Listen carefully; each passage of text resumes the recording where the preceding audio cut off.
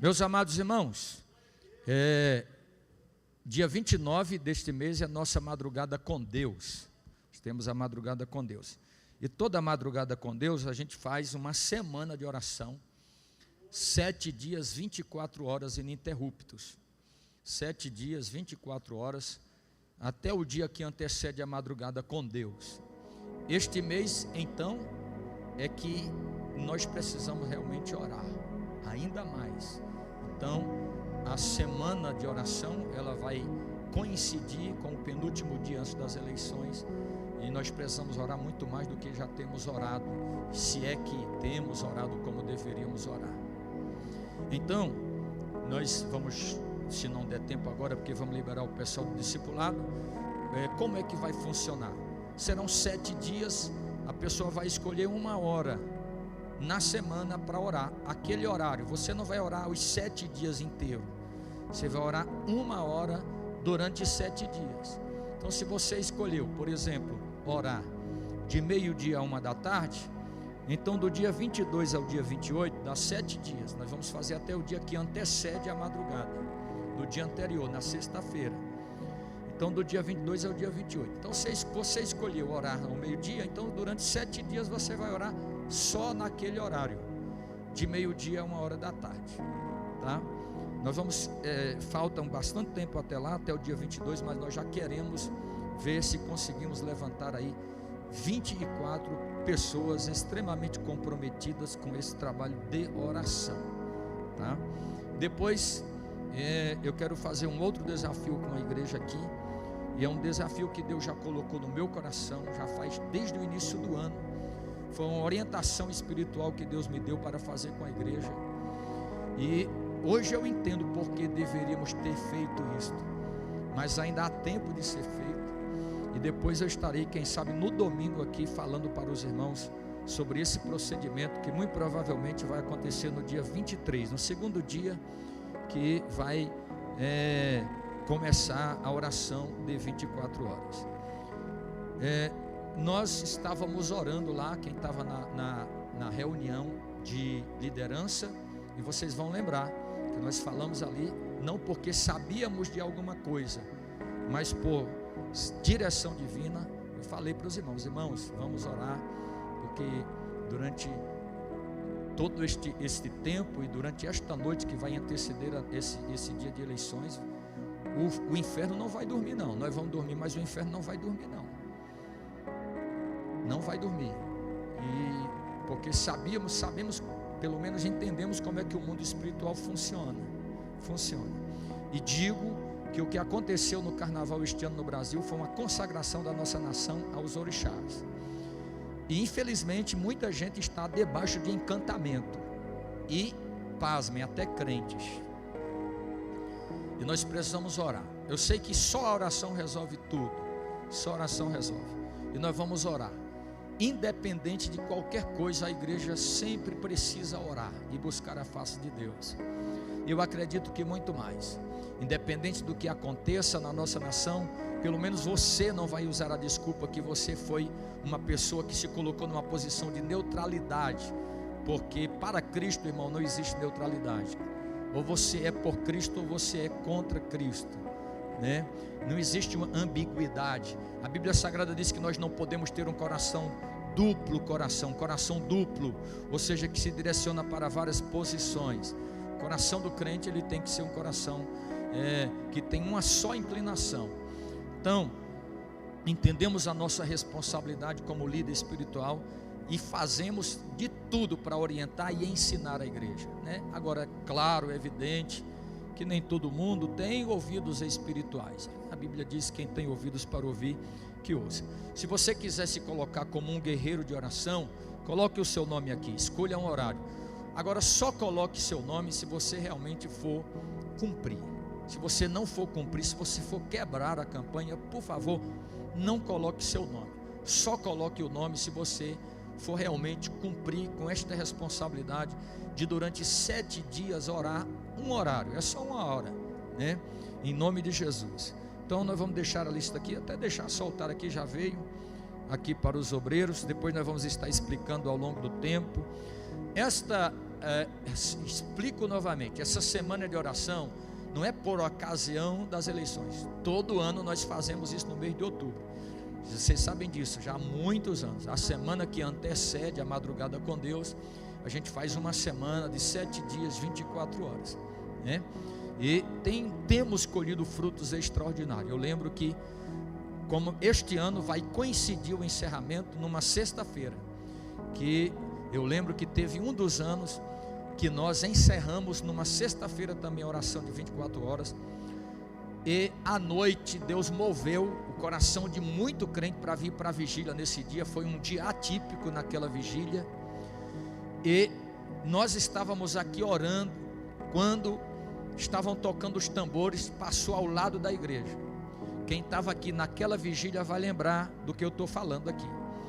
Quando passou os tambores tocando aqui na lateral do lado direito, do meu lado direito, o Senhor derramou um poder tão grande na vigília, mas tão grande, que foi 1h30 de manifestação de poder de Deus naquela vigília aqui. Era o dia que estava encerrando. Muita gente foi batizada no Espírito Santo naquela noite, e outros foram renovados. Então foi uma noite marcante, um dia marcante. Faz alguns anos que isso aconteceu. Eu entendi que foi uma resposta de Deus ao trabalho da oração. Eu lembro também que o ano passado foi 2020, 21, ou foi 21, nós fizemos 21 dias de oração, que a gente faz todo mês de fevereiro. Eu lembro como hoje. Todo mês de fevereiro a gente faz uma oração de 21 dias para entregar e consagrar o ano ao Senhor. Eu já contei isso aqui. Quando foi no 21º dia, no meu horário particularmente, quando eu vim orar, que eu orava de meio-dia, 1 da tarde, Deus derramou um poder tão grande na nossa vida aqui, que só fomos despertados quase 2 horas, porque alguns técnicos chegaram para olhar aí a internet, e Deus trouxe muitas revelações acerca das coisas do mundo espiritual, bem no ápice da pandemia. Logo após nós viajamos e passamos por aquele processo de Covid juntamente com o LAN, e eu entendo que Deus deu vitória, porque nós estávamos num propósito de oração.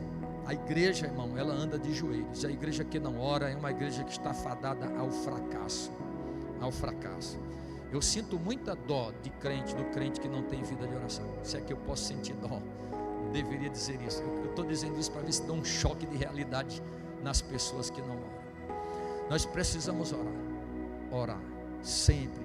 O crente não deve orar só. Eu vou falar sobre a oração, mas o crente não deve orar só quando as coisas estão difíceis. Olha aqui para mim. Eu preguei aqui numa terça-feira. Eu vou ministrar, eu vou liberar os irmãos para o discipulado. Eu preguei aqui numa terça-feira, não faz muito tempo, sobre Daniel. Quem lembra disso? Eu preguei sobre Daniel, e eu encerrei a mensagem sobre Daniel. Os motivos que levou Daniel a ter uma vida vitoriosa era porque Daniel tinha uma vida de oração. E eu disse aqui: não deixe para orar quando a sua vida não estiver um desmantelo. Eu disse aqui: não deixe para orar quando o teu casamento estiver destruído, quando a tua vida estiver destruída. Não deixe para orar. Quando terminou o culto, uma pessoa me procurou e me disse: pastor, eu quero voltar para Jesus, eu quero pedir minha comunhão, porque meu casamento está destruído. Infelizmente, eu decidi voltar depois que meu casamento já estava destruído. Então eu nem sabia que isso estava acontecendo. Então muitas das vezes Deus está usando a nossa boca aqui na mensagem para profetizar para a vida, a sua vida. E não preciso aqui sapatear, nem falar em línguas, e assim diz o Senhor. Porque eu creio que quando eu estou pregando, eu estou profetizando a palavra de Deus.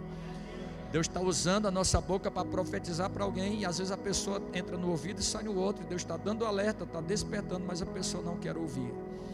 Então, meu amado irmão, não deixe para orar quando as coisas estiverem mais difíceis, porque todo crente sabe que quando as coisas estão mais difíceis na nossa vida, a gente tem menos força para orar, a gente tem menos ânimos para orar. Então melhor é a pessoa ter em depósito com Deus, ter crédito com Deus. Então se apresente, se aliste neste exército da oração, né? Paulo escrevendo a Timóteo diz que o soldado que milita não se embaraça com as coisas dessa vida. Então se você é soldado, se aliste, escolha um horário e venha orar. Muito mais este ano, né? Venha o casal, venha vem a família, vem quem quiser, escolha um horário, coloque a família toda, coloque o casal, faça o que você puder, mas venha orar.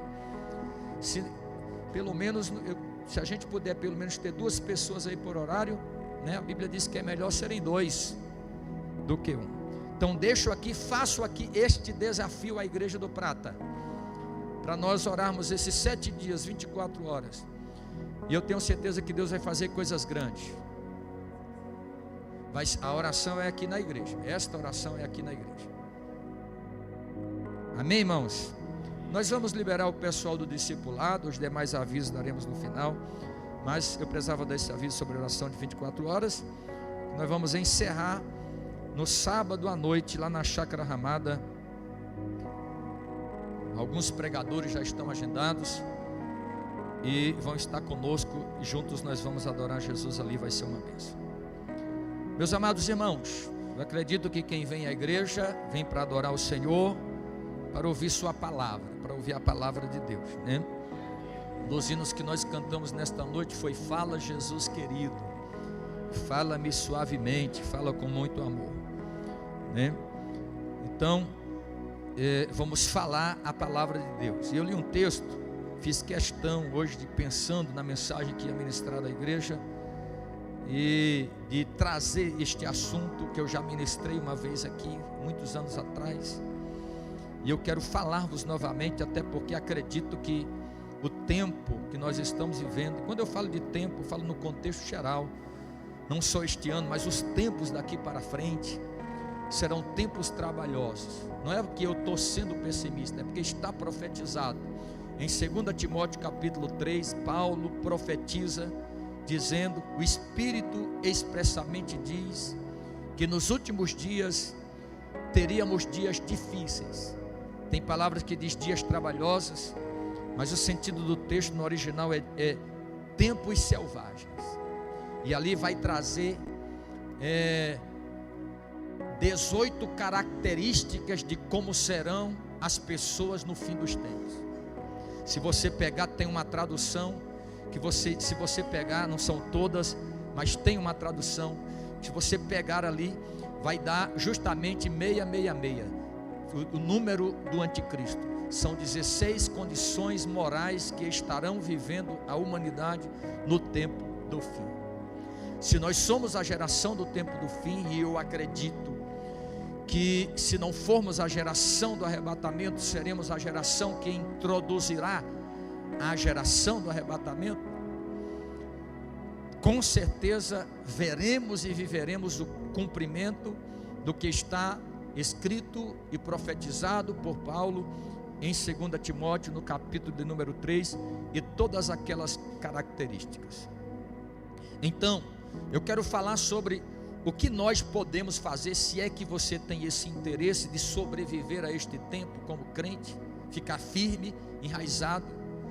O que a igreja primitiva fez e fazia e praticava para ser o que foi, permanecer sendo aquilo que ela foi designada para ser como igreja, vencer toda a perseguição que ela viveu dentro do próprio judaísmo, primeiramente, posteriormente, primeiramente dentro do judaísmo, posteriormente dentro do Império Romano.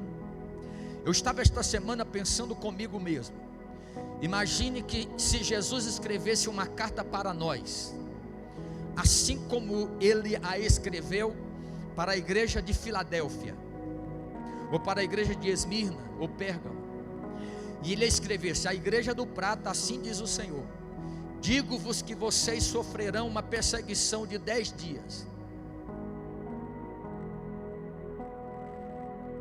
Digo que vocês vão sofrer uma perseguição de 10 dias, como ele fala lá, a igreja, escrevendo uma das cartas à igreja no Apocalipse, ele salienta as características daquela igreja, mas também diz que aquela igreja vai sofrer uma grande perseguição, uma perseguição de 10 dias, tereis uma tribulação de 10 dias, isso é para a igreja de Esmirna. Me diga, como você se comportaria sendo o tipo de crente que você é hoje? Talvez seja, é bem mais fácil nós recebemos no tempo, a nossa geração gostar de receber profecias: eu vou abrir a porta para você, eu vou ser contigo, eu vou te dar vitória. Mas imagine se Cristo escrevesse para você dizendo: olha, você vai sofrer uma perseguição de 10 dias. O que você fazia? Você ficava crente? Você ficava firme? E 10 dias aqui não é literal. 10 dias aqui são as 10 grandes perseguições universais que a igreja sofreu dentro do Império Romano até o ano 350. Como você, como crente, se comportaria se em vez dessas mensagens de vitória, de cura, de bênção, Deus te enviasse uma carta dizendo que você ia sofrer uma tribulação? Você ficaria firme? Ficaria fiel? Você serviria ao Senhor? Isso é impressionante. Eu li uma colocação esta semana, e eu vi uma colocação nesta semana que dizia o seguinte: você, sendo crente como você é, se comportando como você se comporta, falando como você fala, negociando como você negocia, andando como você anda, você acha que o crente do jeito que você é, você conseguiria com seu modelo de vida cristã ganhar o mundo para Jesus?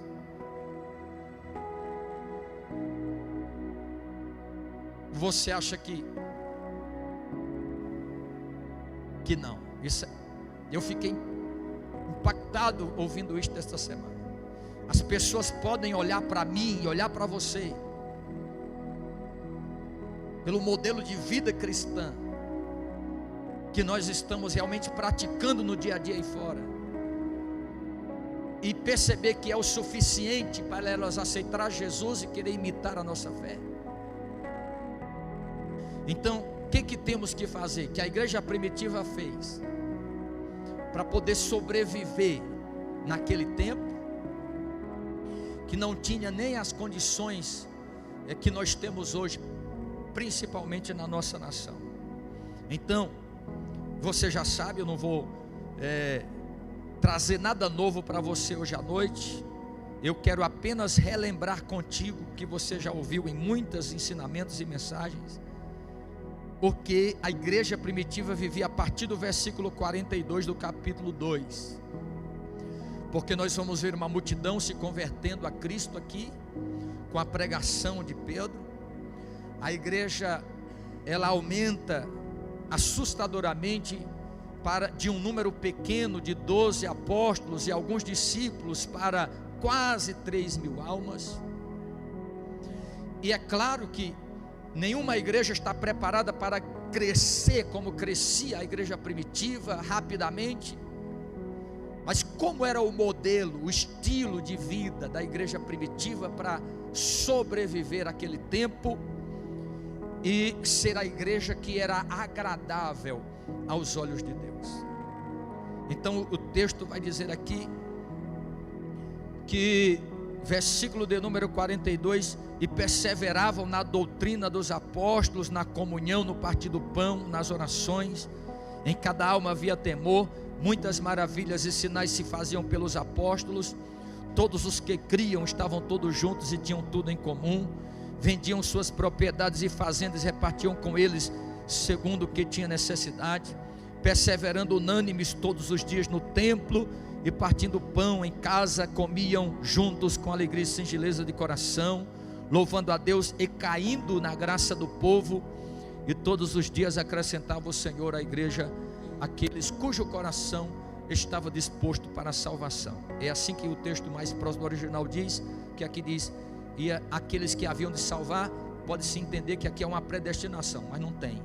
Mas o texto é: e iam sendo salvos todos aqueles cujo coração estava disposto para ser salvo, ou se inclinava para a salvação.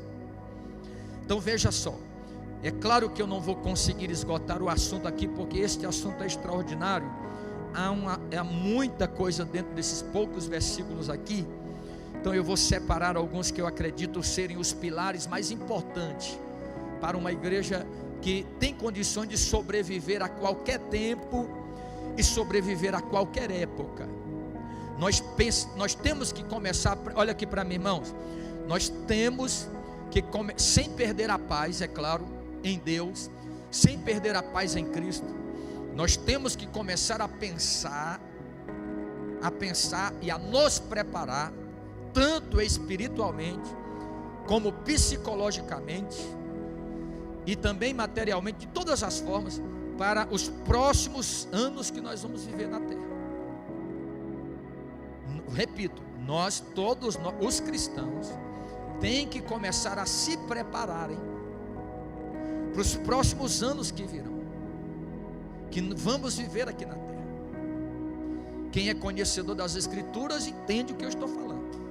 Precisamos começar a nos preparar, principalmente espiritualmente, para que, independente do que porventura possa vir pela frente, você não seja levado pela onda da apostasia, do desvio, da fraqueza, como aconteceu com muitos por ocasião do Covid-19. Já disse isso aqui, repito, o maior mal que a Covid-19 produziu na terra, foi a morte espiritual de muita gente. O maior prejuízo que a Covid-19 produziu na terra, foi a morte espiritual de muita gente. Muita gente não conseguiu mais voltar para a igreja, e outros que voltaram, mas voltaram frios na fé. Não são todos, mas outros voltaram com uma frieza espiritual assustadora. E outros estão perdidos, se perderam, mesmo estando na igreja, estão perdidos. Mas o texto que nós lemos nesta noite vai mostrar-nos aqui inicialmente, pelo menos 4 pilares principais sobre os quais a igreja primitiva se sustentava.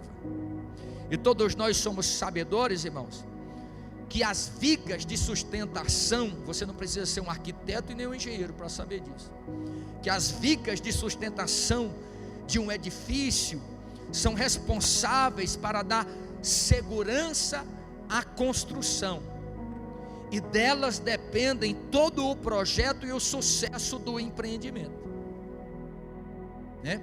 Eu vi recentemente, mês passado, um prédio que caiu aqui no Brasil, e acredito que se ele caiu, um prédio de 5 andares caiu, é porque ele não foi construído em cima de bases sólidas, é porque não foi construído em cima de pilares sólidos que davam sustentação àquele prédio.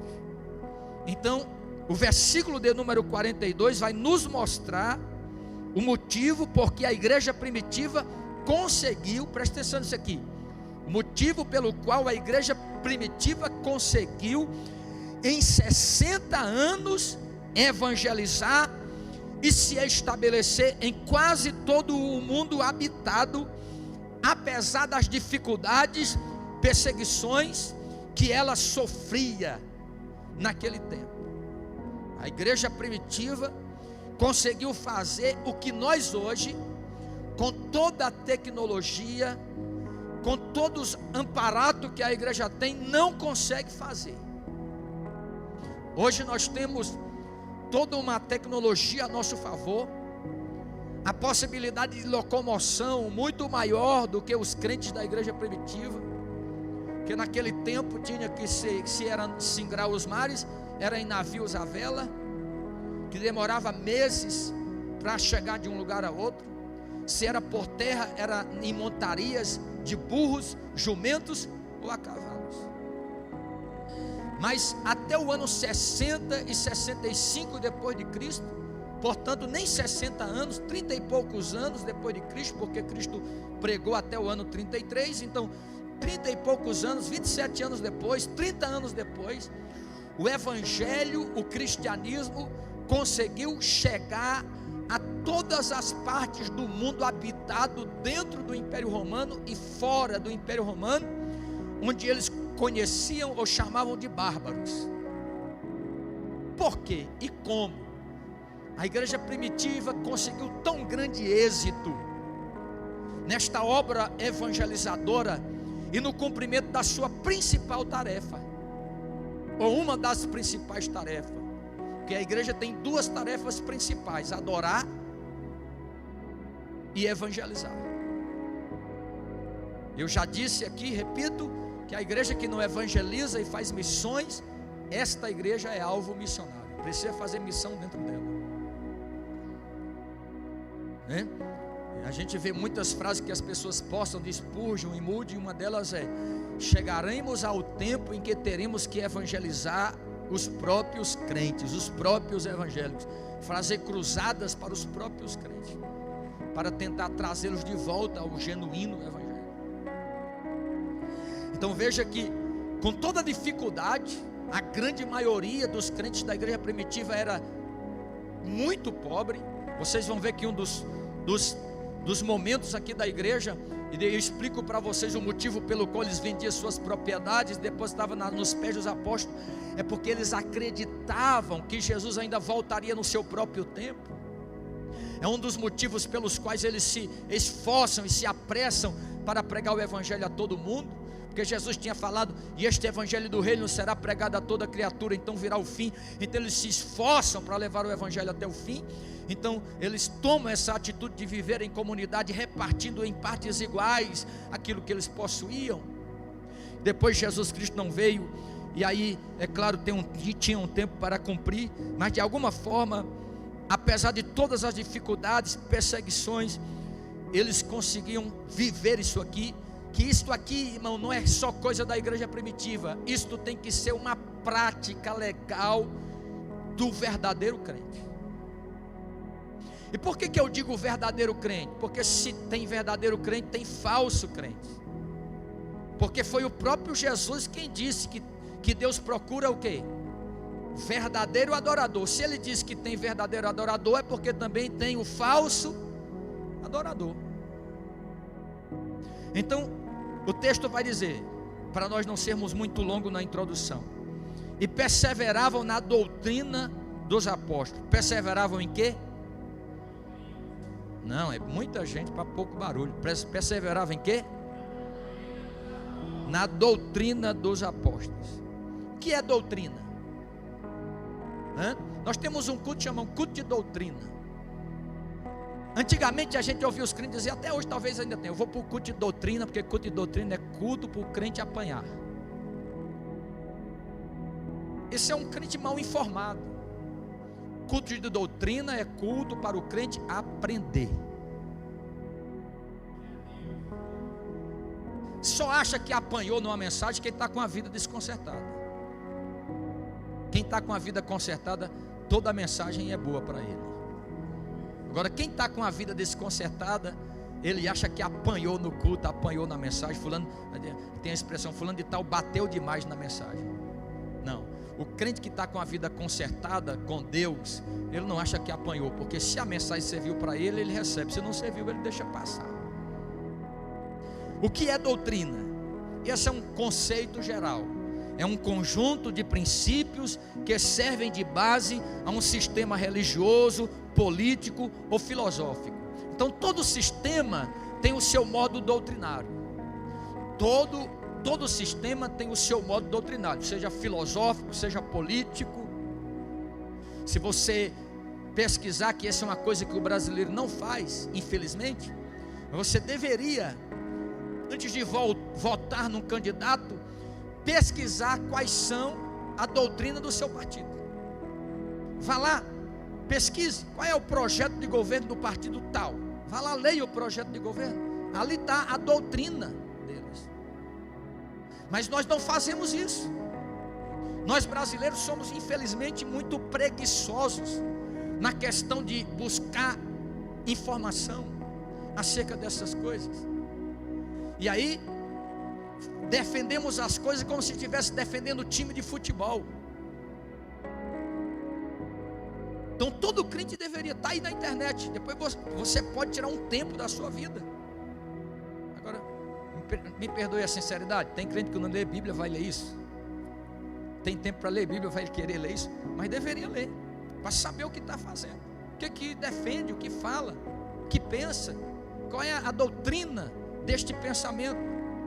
Então, existe a doutrina religiosa, política, existe a doutrina filosófica. No nosso caso, estamos falando da doutrina religiosa, né? A doutrina de Cristo, a doutrina de quem? De Cristo, tem um fundamento. Qual é o fundamento da doutrina de Cristo? O fundamento da doutrina de Jesus é a verdade. Repito, o fundamento da doutrina de Cristo é a verdade. No Evangelho de João, no capítulo de número 18, culto de doutrina é culto de folhear a Bíblia. Então abra sua Bíblia, vá folheando, aprenda a folhear. João capítulo 18, Evangelho de João, no capítulo de número 18, Jesus está sendo questionado por Pilatos. Capítulo 18, versículo 37, a parte B, 36 e 37. Está sendo julgado por Pilatos. E Pilatos quer saber quem é Jesus, e quer saber de qual reino ele é, porque Jesus está sendo denominado, ele não está se autodenominando, apesar de que ele sabe que é o rei da glória, mas ele está sendo autodenominado rei. Quando Jesus entra em Jerusalém, e as pessoas o recebem com palmeiras e com palmas, com panos brancos, aquilo era a forma que um cidadão de uma cidade recebia o rei quando ia visitar a cidade. Jesus está sendo recebido como rei. Então Pilatos quer saber de qual reino ele pertence, qual reino ele governa. Então Jesus vai dizer: o meu reino não é deste mundo.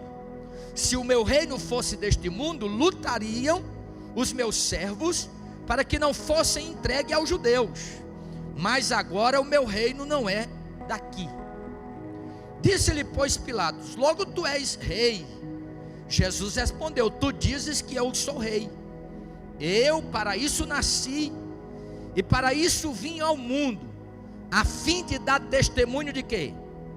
Da verdade. A fim de dar testemunho da verdade. Todo aquele, olha o que Jesus disse: todo aquele que é da verdade, ouve a minha voz.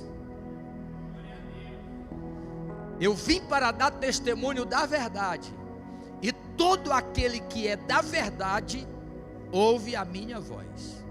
Então a base fundamental da doutrina de Cristo é a verdade. Paulo, o apóstolo Paulo, nos revela que nos últimos dias, a doutrina pura e genuína não seria mais aceita pela maioria dos cristãos. Paulo vai falar que nos últimos dias, à proporção que nós fôssemos nos aproximando do tempo do fim, muitas pessoas no seio das igrejas não aceitariam mais a doutrina sadia e a doutrina pura. É por isso que existe um movimento silencioso dentro de algumas igrejas sérias, por parte de uma minoria, tentando mudar o sistema funcional da igreja, para tentar estabelecer o seu modelo de vida. É bíblico. Chegará o tempo e chegará o dia em que haverão pessoas no meio da igreja, no seio da igreja, que eles não suportarão mais a doutrina pura e genuína. Vamos ler 1 Timóteo capítulo 4 e versículo de número 1. Você já conhece, por isso que eu digo que hoje nós estamos aqui para lembrar coisas novas, ou lembrar o que já aprendemos, perdão. Mas 1 Timóteo 4, você já conhece de qual esse texto, mas nós vamos ler. Ele diz: mas o Espírito expressamente diz. Quem é que diz? É o pastor Arnaldo? É o apóstolo Paulo quem diz? Não, é o Espírito Santo. O Espírito expressamente diz que nos últimos tempos, quando? Nos últimos tempos, apostatarão alguns da fé, dando ouvidos a espíritos enganadores e a que mais? A doutrinas de demônios, a doutrinas demoníacas, doutrinas de demônios, como existe aí hoje na internet pseudos pastores defendendo casamento de pessoas do mesmo sexo, pastores defendendo que já foram grandes pregadores no Brasil. Eu não vou citar aqui nome, mas poderia citar um deles, o Caio Fábio. Foi um dos maiores pregadores que o Brasil já teve. Hoje um dos maiores hereges que a igreja brasileira tem, seguido por milhares de pessoas no Brasil e no mundo, pregando doutrinas de demônios, ensinando que a Bíblia está ultrapassada, que a Bíblia é um livro que caducou e assim por diante. Então é o Espírito quem está dizendo. 2 Timóteo capítulo 4, versículo de número 1. Pena que a grande maioria dos crentes, em vez de vir para a igreja como vocês estão aqui no culto de terça-feira para ser doutrinado pelo seu pastor, muitos estão sendo doutrinados pelos pregadores do YouTube, da internet, infelizmente, se tornando desengrejados. Mas olha o que diz 2 Timóteo 4:1: conjuro-te, pois, diante de Deus e do Senhor Jesus Cristo, que há de julgar os vivos e os mortos na sua vinda e no seu reino, que pregues a palavra, instes a tempo e fora de tempo. Quando é que nós temos que pregar? É só quando marca a cruzada? Só quando marca o evangelismo? É a tempo e fora de tempo, ou seja, em todo tempo. Pregue em todo tempo, redargue-as, repreenda, exorte com toda a longanimidade e doutrina, porque virá tempo. Virá o quê? Tempo em que não sofrerão, ou seja, não suportarão a doutrina sadia. Quem tem uma tradução? Cadê meu celular? Traz aí para eu abrir aqui numa outra tradução, que não é sã doutrina.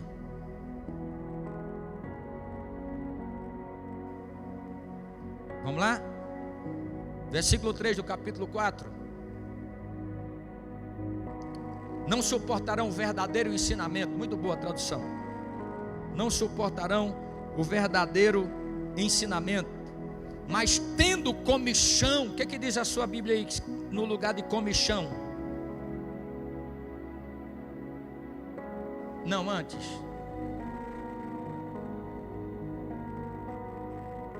Porque virá tempo. Versículo 3. Lê o versículo 3, por favor. Completo.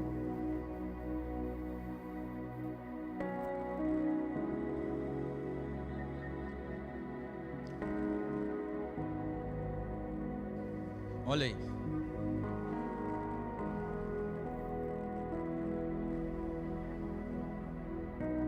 Não prestarão atenção ao verdadeiro ensinamento, mas buscarão satisfazer os seus próprios desejos. E então escolherão para si doutores e mestres que falem o quê? Aquilo que elas querem ouvir. Aquilo que elas querem ouvir. Então aqui é uma profecia para os últimos tempos e para os fins dos tempos. Olha o que diz Tito no próximo livro, capítulo de número 1 e versículo de número 15. Olha o que Paulo diz escrevendo a Tito: todas as coisas são puras para os puros, mas nada é puro para os contaminados e infiéis.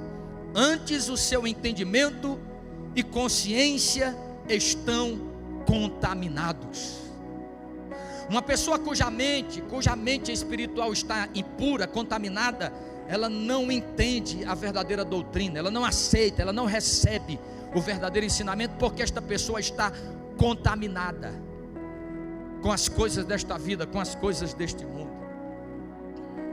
Veja bem, continuemos. Para que serve a doutrina? Para que serve a doutrina? A doutrina não serve para aquela colocação que nós falamos aqui, que às vezes o crente diz: não, eu vou para o culto de doutrina para apanhar. Não, para que serve? Biblicamente falando, eu vou provar. Para que serve a doutrina? Olha o que diz 2 Timóteo no capítulo 3 e versículo de número 16 e 17. 2 Timóteo capítulo 3, versículo 16 e 17, Paulo vai dizer assim, ó: toda a escritura, toda o quê? É toda, é do Gênesis ao Apocalipse. até as genealogias, irmãos, que está lá em 1 Crônicas, do capítulo 1 ao capítulo 9, fulano é filho de fulano, que é filho de fulano, que gerou fulano, que gerou fulano. Você tem que ler, porque toda a escritura é inspirada por Deus. Tem algum crente aqui que duvida que a Bíblia é inspirada por Deus? Ou você acredita que toda a escritura é inspirada por Deus? Se você duvidar, eu acho que você está no lugar errado. Se você duvidar de um versículo que tem na Bíblia, eu acho que você tem que converter de novo. É toda a escritura é inspirada por Deus. Veja bem, inspirada por Deus. Eu estou lendo aqui. E é proveitosa para ensinar, para redarguir, para corrigir, para instruir em justiça, para que o homem de Deus seja perfeito e perfeitamente instruído para toda boa obra. Então, para que serve a doutrina? Ele vai dizer aqui que ela serve para ensinar, ela serve para redarguir, ela serve para corrigir, ela serve para instruir em justiça, a fim de que todo homem de Deus, nessa tradução King James, tenha capacidade e pleno preparo. Fala para o irmão que está do teu lado: você como crente tem que ter capacidade e pleno preparo para realizar todas as obras de Deus.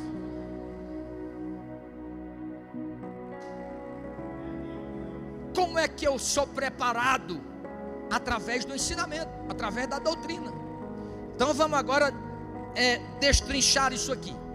Paulo vai usar 4 verbos aqui: ensinar, redarguir, corrigir e instruir. Então preste atenção aqui para você compreender. Primeiro ele diz: toda doutrina é proveitosa para ensinar. Ensinar. Então o que é ensinar? Ensinar é instruir. Irmão, ninguém nasce aprendido. O que eu estou pregando aqui hoje para vocês, um dia eu aprendi de alguém. Estudei, busquei, pesquisei e também ouvi. Ninguém nasce aprendido. A gente tem observado alguns tipos de comportamento. Por exemplo, eu ouvi uma pessoa cantar aqui depois de uma mensagem esta semana que passou, e quando terminou de cantar foi lá para fora. E eu vi e fiquei pensando: que tipo de comportamento é desta pessoa que acaba de cantar e não fica para cultuar juntamente com os outros depois que terminou de cantar? Esta pessoa adorou Jesus ou apenas veio aqui e se apresentou para a igreja? Se apresentou para a igreja. Por quê? Porque às vezes as pessoas querem se levantar para ensinar, mas não querem se sentar para aprender. E ensinar é instruir, é doutrinar, é educar, é estimular e dirigir a formação. Então ninguém nasce aprendido, e todos nós temos que aprender. E cada um de nós, é claro, de acordo com a oportunidade ou de acordo com a decisão, tem um grau de aprendizado que escolheu ter.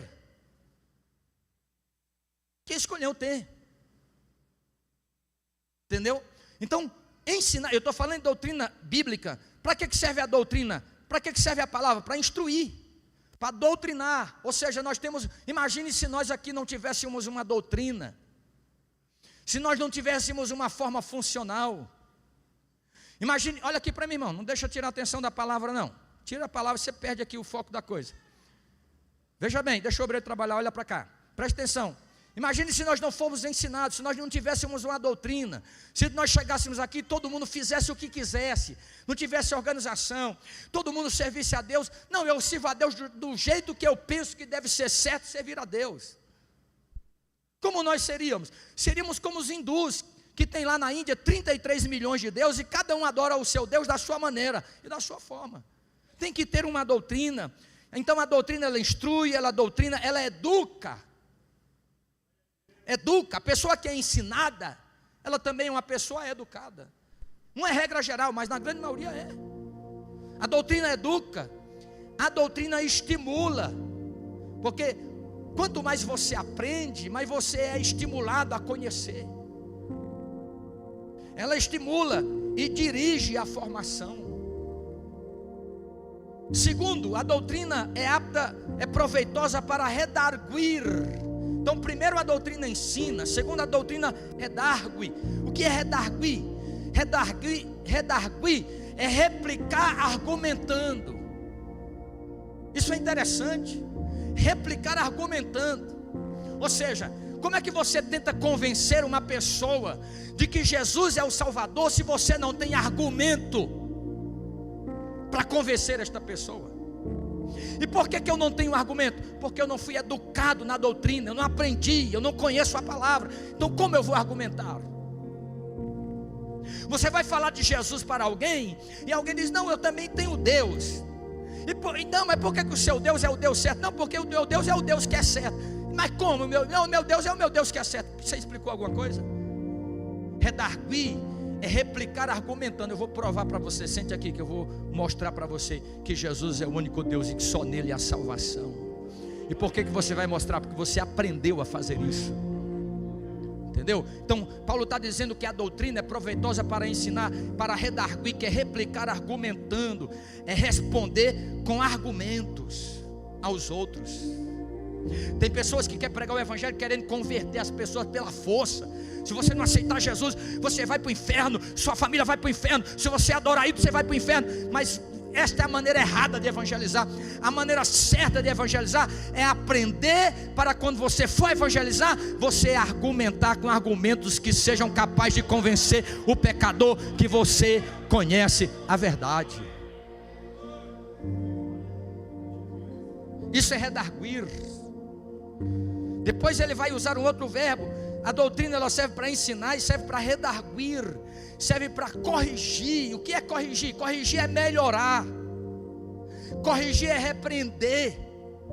Tem crente hoje que não quer mais ser repreendido. Tem crente hoje que não quer mais ser chamado a atenção nem pela palavra. Eu não estou falando nem pessoalmente, que você chamar pessoalmente e repreender pessoalmente, ele não quer mais nem vir para a igreja.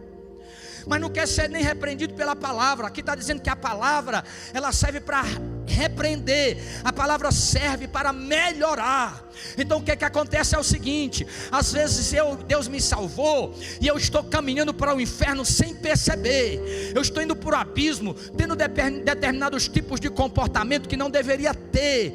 Às vezes consciente ou inconsciente, está me levando para o inferno, há mesmo dentro da igreja. Aí o que Deus faz? Deus, para não te perder, Deus usa o pregador, Deus usa o cantor, Deus usa o missionário. Aí o que Deus faz? Deus usa a palavra para repreender você, não para te matar, mas para quê? Para você melhorar a tua vida diante dele. O que a Bíblia Sagrada diz no texto da ceia? O que diz lá quando encerra a ceia? Quando somos disciplinados pelo Senhor, quando somos corrigidos pelo Senhor, somos disciplinados para quê? Para quê? Não é possível que você não saiba de qual o texto da ceia. Para não sermos condenados com o mundo. Quando Deus nos corrige, é porque Ele não quer que você seja condenado com o mundo. Porque não adianta eu ser crente, estar dentro da igreja e ser condenado com o mundo, irmão. Ou você acha que todo crente, porque está na igreja, vai ser salvo? Está escrito lá em Mateus 7,21: nem todo aquele que me chama de Senhor, Senhor, entrará no reino do céu, mas somente aquele que faz a vontade do meu Pai que está no céu. Então quando a doutrina, ela serve para me melhorar, ela me melhora. Toda vez que eu sou doutrinado, a propositura da doutrina é tornar você um cristão melhor. Fala para o irmão que está ao teu lado: você precisa melhorar, meu irmão.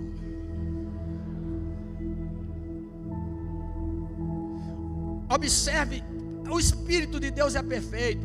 E os verbos aqui estão, as ações do verbo estão em ordem crescente. Primeiro você aprende. Segundo, você tem capacidade de redarguir, ou seja, de confrontar com argumento. Segundo, você melhora. Porque uma coisa é eu ser o crente que eu fui há 29 anos, vou fazer 30 agora. Outra coisa é eu ser melhor do que eu era ontem. Uma coisa é 2022 estar acabando e você fazer uma autoavaliação da tua vida e perceber que a tua vida em 2022 está pior do que 2021. Eu estou falando em contexto geral, vida cristã. Em que você melhorou? Em que você cresceu? Que avanço você teve? Ah, pastor, eu fui promovido no emprego, a minha empresa vai bem, a minha conta bancária está melhor. Não quero saber disso não. Isso aí é uma consequência. Eu quero saber o seguinte: em que você melhorou como cristão? Em que você melhorou como servo de Deus? E como servo de Deus, você está melhor ou está pior? Você está progredindo ou está regredindo? Isso é muito sério, irmão. É muito sério. Porque quem vai chegar lá, quem vai entrar no céu, irmão, não é quem é crente, é quem vai até o fim. E eu citei aqui, foi feita uma pesquisa nos Estados Unidos, entre pastores, quais são os ídolos modernos que os crentes hoje carregam no coração.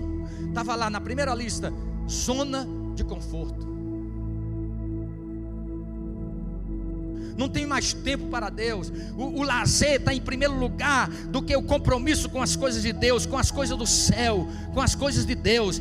Os cristãos estão tão apegados nas coisas da terra, irmão, porque lá no fundo do coração, e você pode até eu falar com a boca, mas se Deus sondar, Deus vai perceber que muito crente está tão apegado nas coisas desta terra, que na verdade nem quer ir para o céu agora.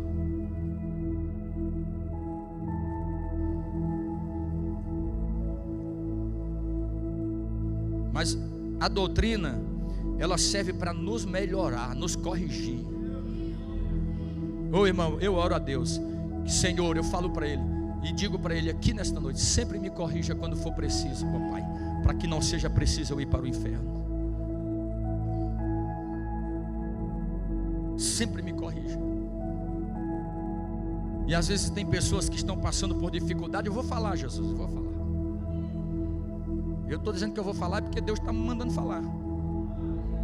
Que o que você está passando na vida não é provação não. O que você está passando na vida é correção. Deus está corrigindo você para não te perder. Quando somos disciplinados, repreendidos, nós somos disciplinados pelo Senhor para nós não sermos condenados com o mundo. Deus não quer te perder. Eu quero dizer para você nesta noite que Deus investiu muito na tua vida. Eu quero dizer para você que se você está nesta noite aqui como crente, é porque Deus acreditou em você quando ninguém acreditava. É porque Deus confiou, acreditou em você. É porque Deus sabe que você é capaz. É porque Deus sabe que você tem condições de ser a pessoa que Deus investiu em você. Eu vou dizer uma coisa nesta noite: o que vale, meu irmão, não é o dom. O que vale não é o talento. O que vale não é a conta bancária. O que vale não é a posição social. O que vale é o que Deus investiu em você. O que vale é o que Deus investiu na tua vida. Oh, bendito seja o nome de Jesus. E Ele vai nos moldar para nós chegarmos no ponto.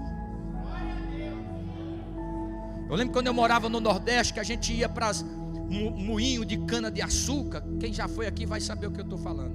Ia para os moinhos de cana de açúcar, ajudar a cortar cana para fazer rapadura. Aí fazia rapadura, depois tinha um caldo que sobrava, fazia, eu chamava de alfinim. Quem conheceu o alfinim aqui? Às vezes é outro nome que aqui é o melado. Ela fica meio amarelada. Aí eu peço, a mulher ia fazendo assim na mão até endurecer. E a gente pedia um pedaço com o menininho. Ainda não está no ponto. O que eu quero dizer? Que Deus vai fazer você melhorar até você chegar no ponto.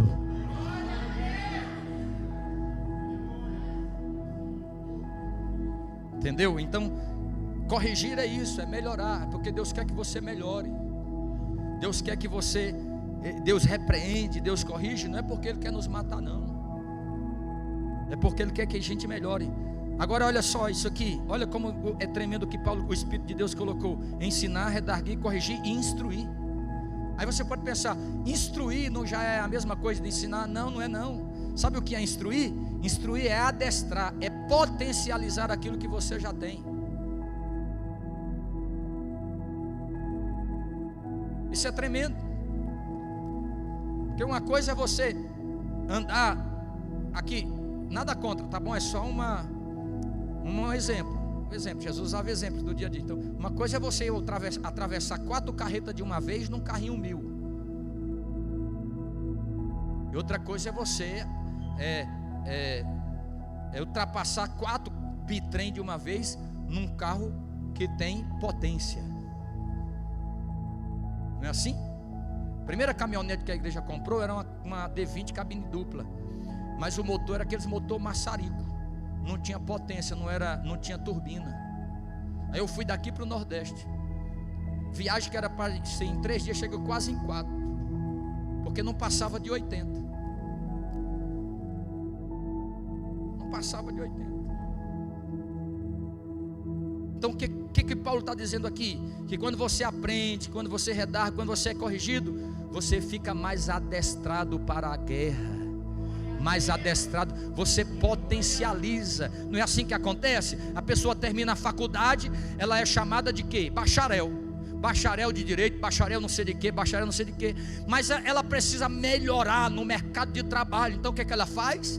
Ela potencializa a formatura que ela tem. Então o que ela faz? Depois do bacharel é o quê? É a pós-graduação. E depois é o quê? É o mestrado. E depois é o quê? O doutorado. E depois é o quê? Pós-doutorado. E depois PhD. Então o que a pessoa fez? Ela potencializou aquilo que ela recebeu lá no início. Lá no início. Então é isso que Paulo está dizendo, que a doutrina, irmão, ela potencializa a vida do crente. Oh, glória a Jesus.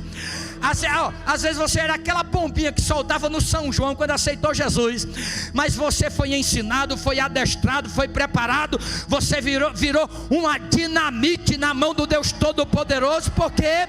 Porque foi potencializado aquilo que Deus colocou em você. Ou você acha que Davi já nasceu destro na funda?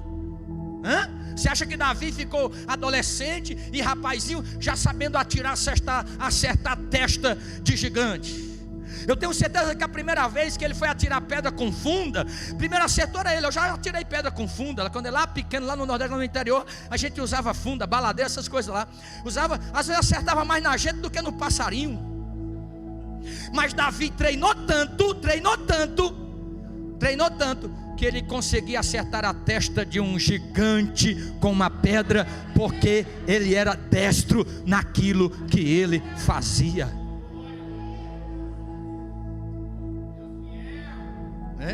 Tem crente que diz: não, eu já cheguei até aqui, tá bom demais. Esse tá bom não, irmão. Preste atenção, o segredo para o fracasso é quando você chega no sucesso e acha que já conquistou tudo, porque Deus não tem mais nada para você. Isso se aplica para toda a vida. Amém? Então, meu Deus do céu, fiquei só num ponto. Eles perseveravam em quê? Eles perseveravam. O que é perseverar? Perseverar é você aceitar Jesus hoje e vir para o culto de doutrina, e daqui a 50 anos, se Jesus não voltar, você está também no culto de doutrina da mesma forma, perseverando na doutrina dos apóstolos. Segundo, eles viviam na comunhão. Diga comigo, comunhão. Comunhão. Olha aqui, irmãos, a discórdia é um mal que tem afetado tanto a igreja, tanto, e tem causado sérios prejuízos à obra de Deus. Tem pessoas que vivem para brigar. A discórdia é um câncer dentro da igreja. Satanás, ele sabe, grande estrategista de guerra, que escreveu o livro Arte da Guerra, ele diz que a melhor coisa de lutar uma guerra é não lutá-la. Se você puder evitar uma guerra, evite. Agora, se você não puder evitar uma guerra, aí ele ensina como vencer uma guerra. E dentre todas as estratégias que ele fala sobre a arte da guerra, ele diz: divida o inimigo e depois conquiste ele. Toda igreja dividida é uma igreja derrotada. Toda igreja dividida é uma igreja fracassada. Jesus ensinou isso. Quando o acusaram de que ele expulsava demônios porque ele estava cheio de demônios, ele disse: não, vocês estão enganados, porque se Satanás expulsa Satanás, o reino dele está dividido, e nem um reino dividido subsistirá. E infelizmente, irmão, a igreja primitiva vivia em unidade, vivia em união. A igreja primitiva vivia em comunhão. Qual é a tradução da palavra comunhão? Pesquisa para você ver. Ter em comum. Ter em comum. A definição da palavra comunhão é ter em comum. Aí você vai dizer: ai, pastor Arnaldo, impossível aqui na igreja, porque cada um de nós aqui somos diferentes. É verdade. Cada um de nós temos as nossas individualidades. É verdade. Cada um de nós temos a nossa formação biológica. É verdade. Cada um de nós temos o nosso temperamento. É verdade. Cada um aqui tem um caráter. É verdade. É verdade. Só que tem uma coisa que deveríamos ter tudo em comum. O que, pastor? O mesmo Deus, o mesmo Cristo, a mesma fé, o mesmo batismo, o mesmo Espírito, e vivendo no mesmo reino. Bendito seja o nome soberano do Senhor. E por que a desunião dentro da igreja? A desunião porque a maioria dos crentes hoje vem para a igreja satisfazer seu próprio ego. Eu quero dizer para você que todo crente tem que vir para a igreja pensando no reino de Deus, e o que o reino de Deus exige de nós. Jesus nunca pediu para eu ser o Breno, não. Jesus nunca mandou o Sérgio ser o pastor Arnaldo, também não. Jesus nunca mandou o Antônio Carlos ser o Leonardo. Jesus nunca fez isso. Nunca mandou você deixar de ser quem você é, e nem trocar sua personalidade pela personalidade do outro.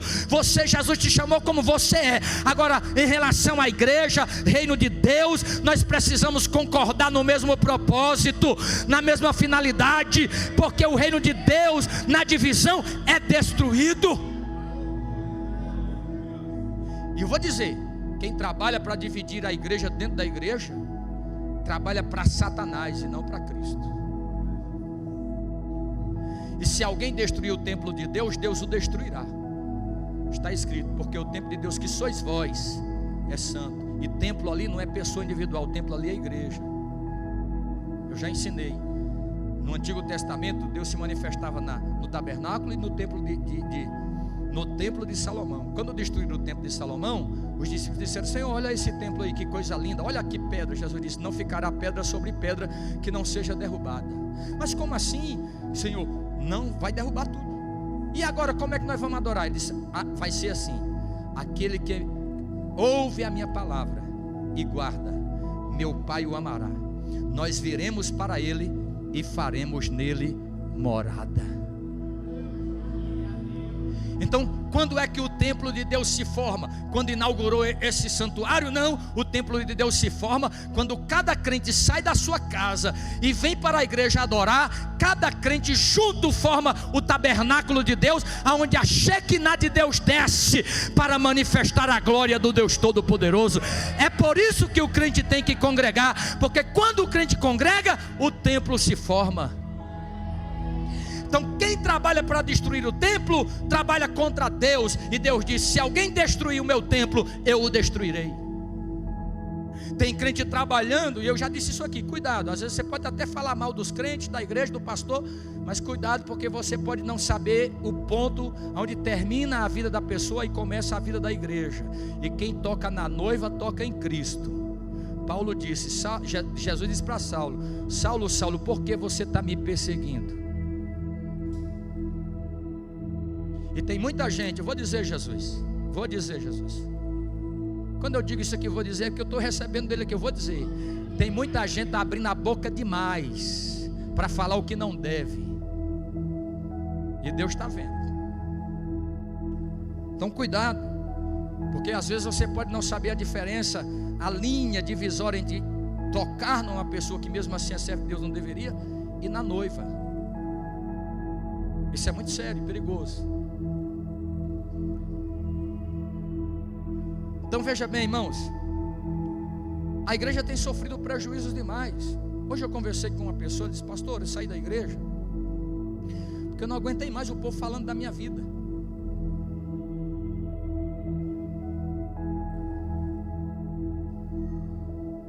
Irmão, nós estamos tendo dificuldade de dar conta a Deus da nossa própria vida, não é? Não é que nós não possamos aconselhar alguém, ajudar alguém, e nós aprendemos isso aqui domingo de manhã, que um crente é responsabilidade de todo crente ser atalaia. Ou seja, se ele está vendo com um crente esfriar na fé, ele tem que ir até esse crente e ajudar esse crente. A Bíblia ensina isso, e é responsabilidade sua que percebeu isso. Mas em relação ao apontar de dedo, olha, lê lá em Isaías 58, por que Deus diz que não ouve a oração e nem aceita o jejum do povo de Israel? Ele diz: enquanto vocês não tirar o apontar de dedo do meu de vós, eu não vos ouvirei. E às vezes tem crente exigindo um tipo de comportamento do seu irmão dentro da igreja, e está se cumprindo literalmente na vida dele o que Jesus Cristo disse: você é um hipócrita, porque você quer tirar um cisco do olho do teu irmão, enquanto tem uma trave no teu. Vai tirar primeiro a trave que está no teu olho, e depois você enxerga melhor para tirar o cisco que está no olho do teu irmão. Isso é sério. Então você tem que saber: poxa, será que eu estou cooperando para quebrar a comunhão da igreja? Entendeu? Satanás, irmãos, eu falei isso, é um grande estrategista, e trabalha duro para jogar os cristãos uns contra os outros, pois ele sabe que o Espírito Santo só trabalha numa atmosfera de paz. O Espírito Santo só trabalha onde há paz, onde há harmonia. Eu não sei em quantas pessoas nós estamos aqui esta noite, mas suponhamos que estejamos aí umas 100 pessoas. Mas se tiver 100 pessoas aqui, cada um pensando diferente, você acha que Deus está aqui? Está ou não? Não está, irmão. Nós estamos reunidos, mas não estamos unidos. Jesus disse: onde tiver 2 ou 3 reunidos em meu nome, ali reunidos em meu nome significa aqueles que estão reunidos com o mesmo sentimento, com o mesmo pensamento, com a mesma fé, com a mesma intenção. Quando isso acontece, inevitavelmente eu me manifesto no meio deles. A igreja vivia em comunhão, na comunhão, no partir do pão. Eu não vou falar aqui porque é Santa Ceia, e eu acredito que todo crente tem consciência que tem que participar da Santa Ceia. O crente que não participa da Santa Ceia por negligência, esse crente está dizendo para Jesus sem palavra: eu não quero me relacionar contigo, Jesus. O Senhor a tua morte e o teu sacrifício é simbolizado no ato da ceia, mas eu não quero me relacionar contigo, então eu não tomo.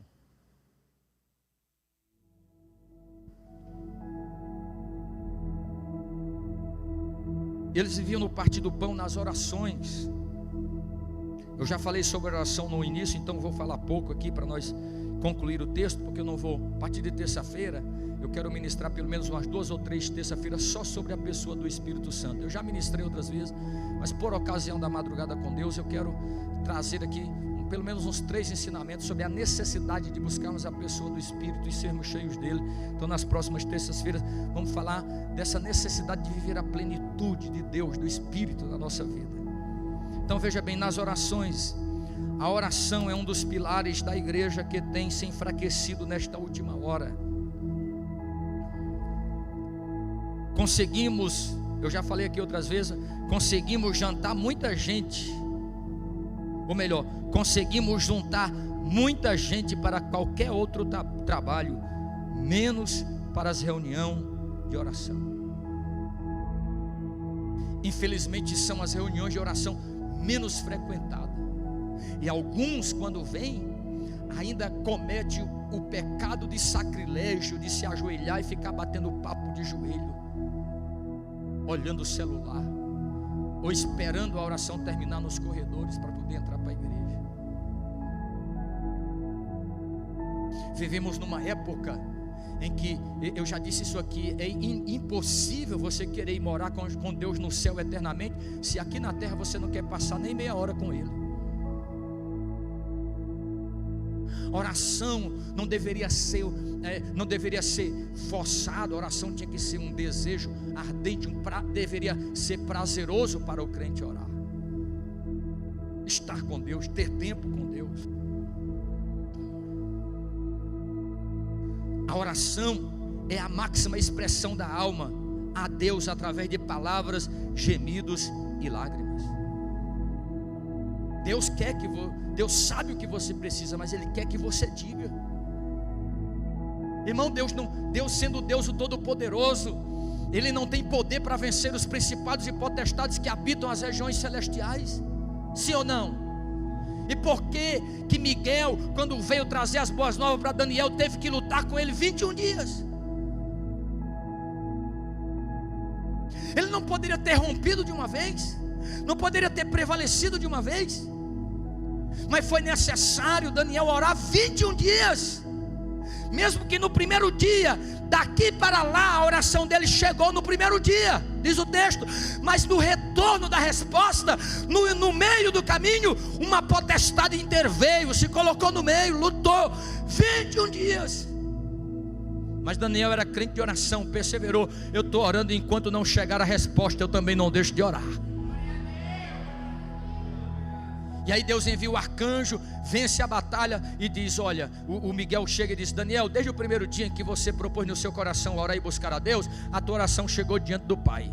Mas o príncipe do reino da Pérsia se interpôs entre mim e você durante 21 dias. Mas Deus enviou o arcanjo Miguel, ele prevaleceu, e aqui eu vim para te trazer a resposta.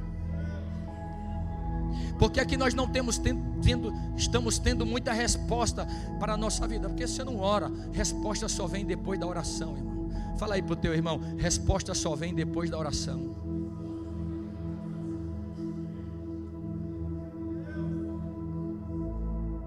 Eles viviam em oração.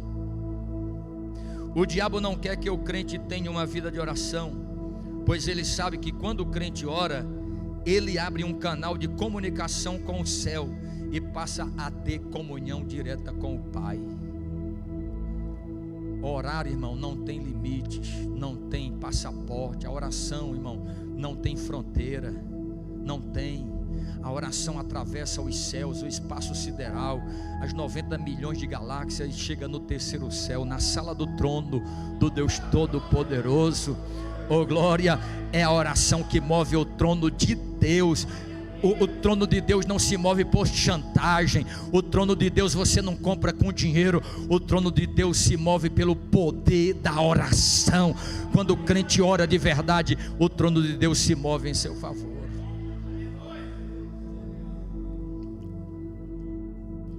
Glória a Deus. Então estes são os 4 pilares que manteve a igreja primitiva de pé. Mas tinha outras coisas, eu vou falar 2 delas e encerro. E o texto vai dizer aqui, ó.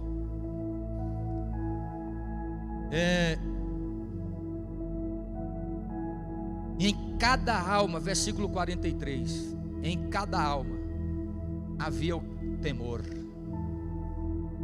Aqui está dizendo que não era em alguns crentes não, da igreja primitiva não. Aqui está dizendo que em todos os crentes da igreja primitiva tinha temor.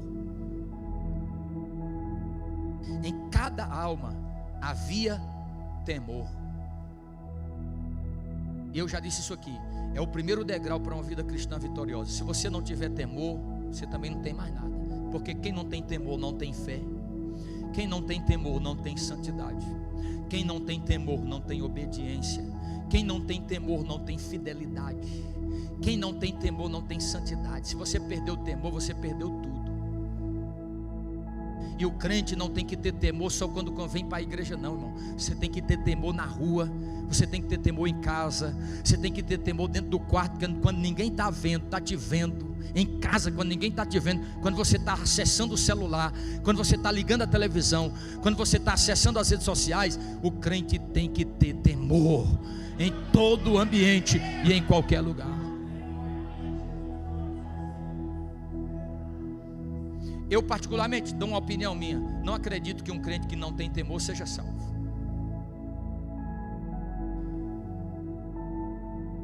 Não acredito particularmente que o crente que não tem temor a Deus seja salvo. Porque a pessoa que perdeu o temor, ela decide fazer qualquer coisa. Ela mente, ela engana, compra e não paga, passa a perna nos outros, vive adulterando, prostituindo, enganando, fazendo tudo que não presta. Perdeu o temor. Mas aqui diz que na igreja primitiva, em cada alma havia temor. Oh, glória ao nome de Jesus. Havia temor. Por que Cornélio foi salvo? Cornélio foi salvo porque o texto diz: ele orava 3 vezes ao dia, ele dava esmola aos pobres e era temente a Deus. Temente a Deus. E ser temente a Deus, eu já ensinei, não é ter medo de ir para o inferno. Ser temente de Deus é não querer: Senhor, o Senhor é tão bom para mim que eu não quero pecar contra Ti. Tu és tão fiel a mim que eu decido ser obediente a Ti, com a ajuda do Teu Espírito Santo e com a ajuda da Tua graça. Eu escolho temer ao Senhor. O que é temor? Receio de pecar contra Deus e desobedecer seus mandamentos. Reconhecendo a sua santidade e o seu juízo, advindo de uma vida de desobediência, o cristão se esforça para reverenciar a Deus e honrar o seu nome. Nós temos que honrar a Deus, e nós só honramos a Deus com temor. Com temor. Então a igreja primitiva vivia, eles perseveravam na doutrina, na comunhão, no partir do pão, nas orações, e tinha temor a Deus. Eu vou citar só mais uma e nós vamos orar. Versículo 47, tem muitas outras coisas aqui. E louvando a Deus e caindo na graça do povo.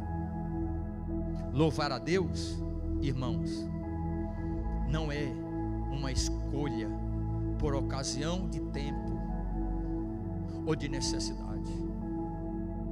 Quem sabe quem Deus é, o louva, o adora, o glorifica.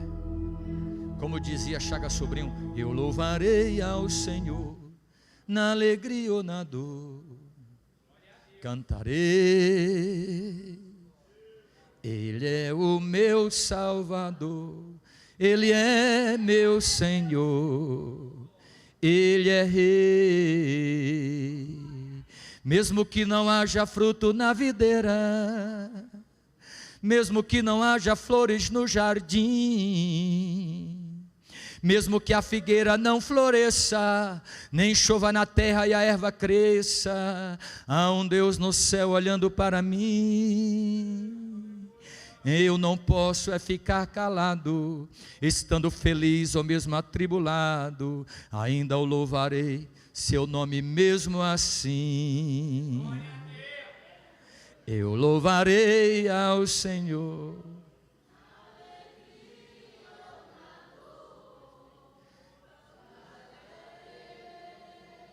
Ele é o meu Salvador, Ele é meu Senhor. Fica de pé comigo. Ele é Rei.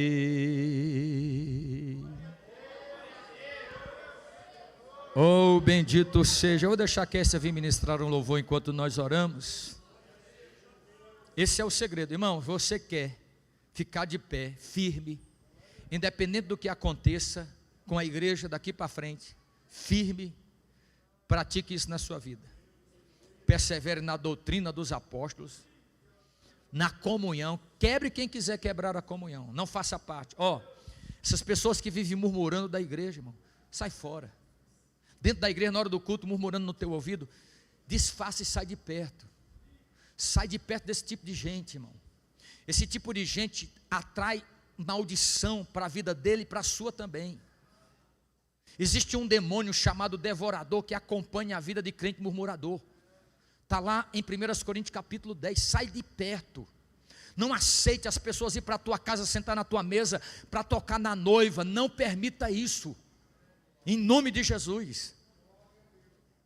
Se desvincula, sai de perto. Chega para perto de alguém que te ajuda a subir para o céu, a caminhar junto com Deus. Faça isso,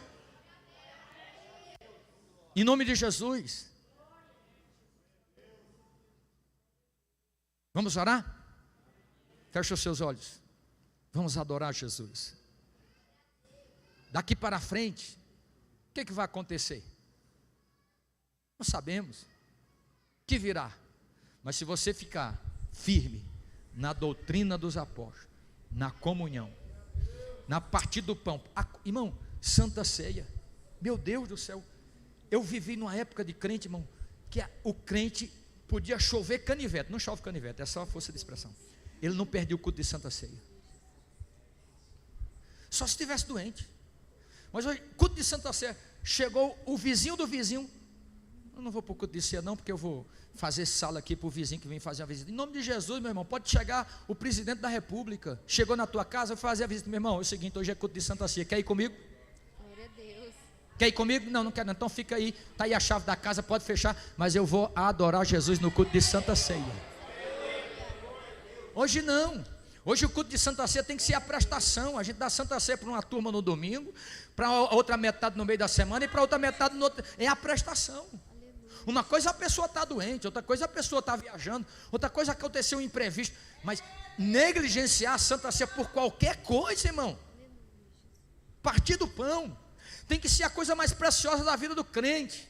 O culto de ceia. O crente firme no Senhor, quanto mais ceia ele toma, mais forte ele fica. Tem um poder místico, espiritual e poderoso na ceia do Senhor. Eu vou perder a ceia para ficar tomando banho de piscina, para ir pescar no córrego. Você tem 30 dias do mês para você pescar no córrego, meu irmão. Você tem 29 dias dos meses para você ir no mar. E o culto de Santa Ceia não tem mais importância para a tua vida. Eu acho que você tem que rever tua fé.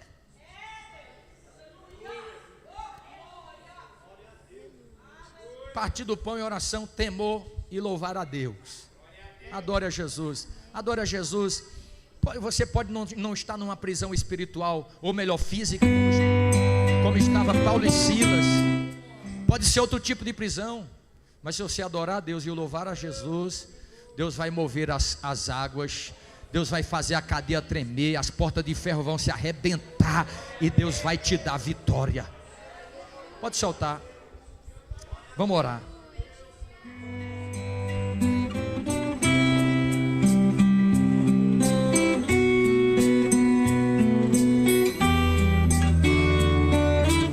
Se você fortalecer esses pilares da sua fé, irmão, igreja, se nós a igreja fortalecemos esse pilar da fé, nada, nem ninguém, pode o PT ganhar, mas a igreja vai ficar firme. Vai ficar firme. Aconteça o que acontecer, venha o que vier, a igreja vai ficar firme. Se ela perseverar na doutrina, na comunhão, no partir do pão e na oração, pode acontecer o que acontecer. Pode o anticristo ser apresentado.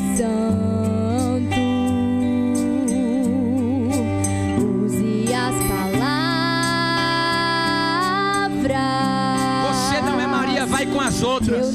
Se alguém está escolhendo viver por outro caminho, não siga o caminho desta multidão, siga o caminho do remanescente. Seja fiel, firme. Glória a Deus. Não aceita ninguém querer dividir a obra do Senhor. Se una, dê as mãos, vamos trabalhar, vamos fazer a obra enquanto é tempo. Oh, glória a Jesus.